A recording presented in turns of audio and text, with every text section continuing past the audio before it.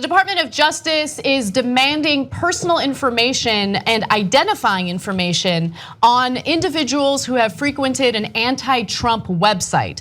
Now, the company that hosts the URL for this website is Dreamhost. They're located in Los Angeles, and they have spoken to the media and also released a blog post about this. And they're concerned that this could lead to unfair retaliation against people who simply don't like Trump. Now, Dreamhost claimed that complying with the request from the Justice Department would amount to handing over roughly 1.3 million visitor IP addresses to the government, in addition to contact information, email content, and photos of thousands of visitors to the website.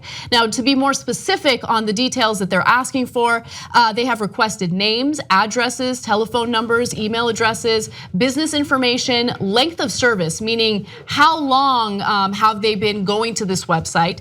Also, the means and source of payment for services, including any credit card or bank account information, and also information about any domain name registration.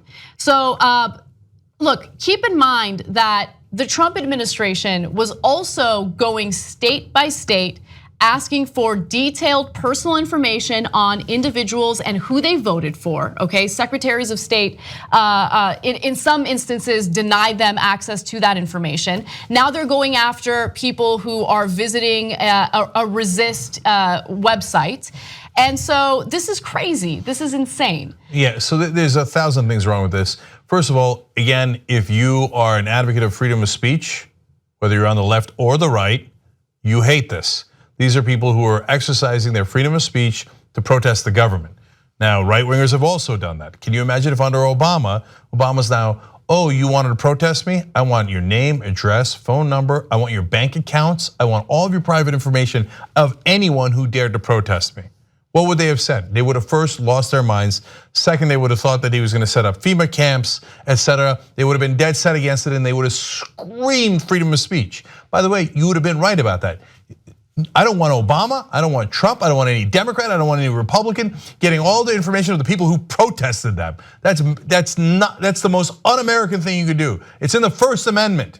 So if you're a right-winger, I hope you're outraged by this story and you're breathing fire over it today. Look, this is why what Edward Snowden did was so important. Informing us about what the NSA was doing when they were indiscriminately collecting metadata on us, right? It was important because it could be used as a form of intimidation against people who speak truth to power, who want to protest the government, right? If they're monitoring you and monitoring your activity and behavior online, I mean, they have leverage over you. And who's to say that if a liberal president or a Democrat president does it, that it's not going to be utilized by a right-wing president, someone as dangerous as Trump.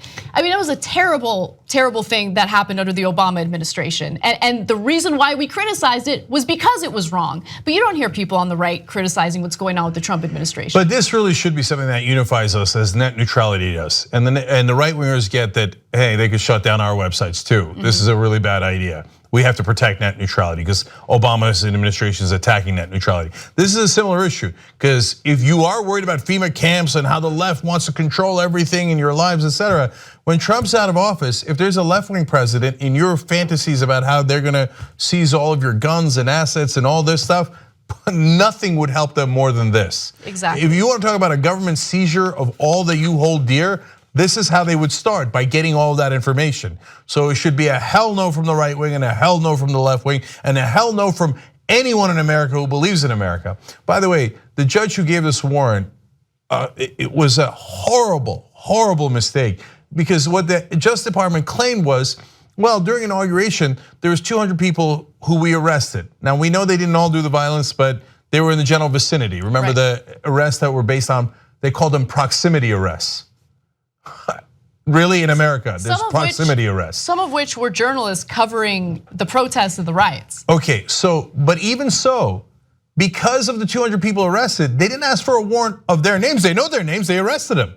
They said, no, give me a warrant for 1.3 million Americans. Anyone who went to this website to protest Donald Trump, give me all of their information. Are you insane?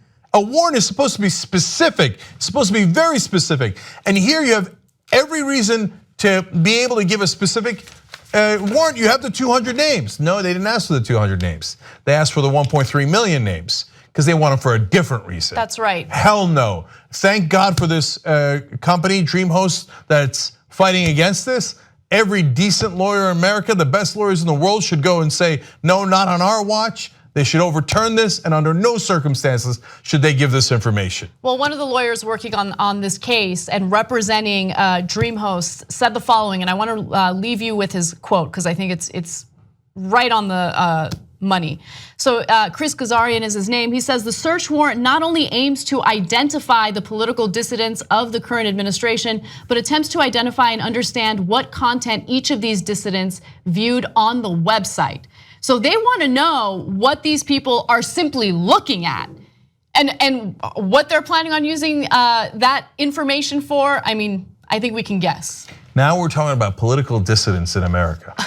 This is what we've come to. Help us build independent media. Become a member of the Young Turks. TYTnetwork.com/join.